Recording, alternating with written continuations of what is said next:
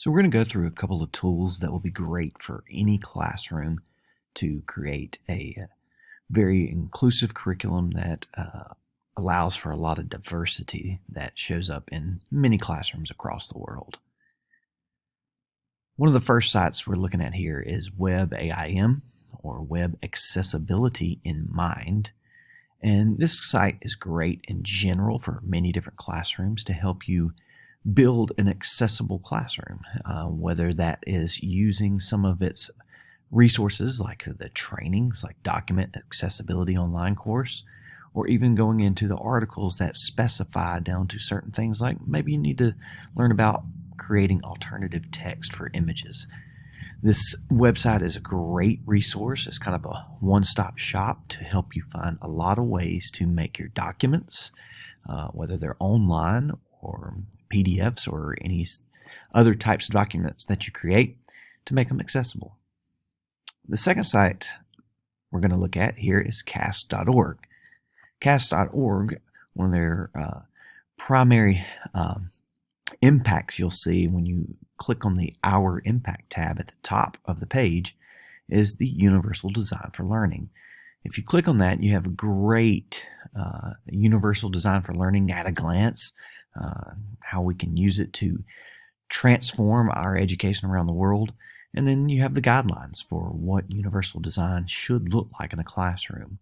It's a great starting resource for universal design, but then you can also think about just things that would help all of your students in your classrooms, those students who may have disabilities and those who don't.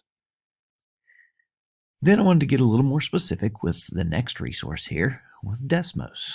Desmos.com is an online calculator, but it's so much more. I'll show you first the graphing calculator. When you click on Desmos.com and you go to graphing calculator right here, this big blue button right in the middle, this is a great resource that ties in with that universal design for learning that we just talked about for all of our students. It's an assistance tool that all students can use, those with disabilities and those without, and it makes, learning math a little bit easier. Helps for those simple calculations, and even more complex. You can get into some very interesting rational function graphs if you would like to. I know I'm not going to bore you to death with that right now. But Desmos also provides several other neat things. Underneath this tab on the main page for teachers, there are activities that you can use, and those activities can be adjusted for different levels of classes or students.